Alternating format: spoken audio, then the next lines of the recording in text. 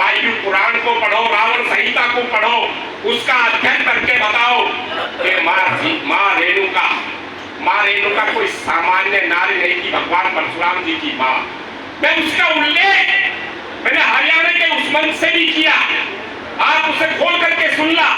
मैंने कहा साथियों, बहुत सारे लोग कहते हैं कि भगवान श्री परशुराम जी ने अपनी माँ का शीश फरसे से काट दिया था, और हम फरसा भी वो दिखाते हैं जो खून से लथपथ होता है। साथियों, भगवान परशुराम जी ने अपने माँ का शीश फरसे से नहीं काटा था। माँ रेणुका थी, वो स्वरूपा थी, वो दुर्गा का रूप थी।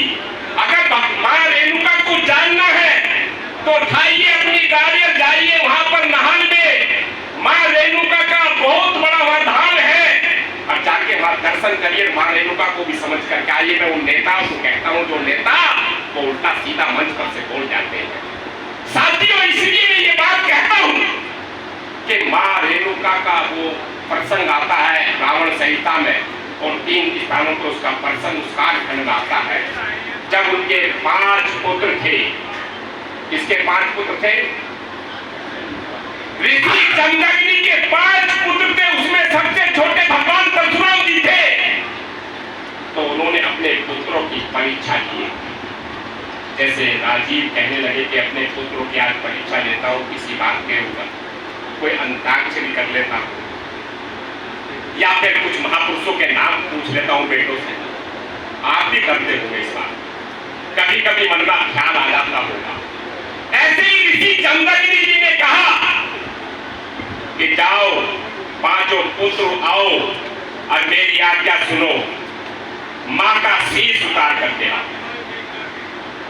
जब उन्होंने ये वाणी से अपनी बात बोली तो वो शांत हो गए। 4 पुत्र कुछ उत्तर नहीं दिया उन्होंने। वो पुत्र जो है ऋषि जमदग्नि के पास आकर के उनके साथ खड़े हो गए। पिता, हम इस आज्ञा का पालन नहीं कर सकते।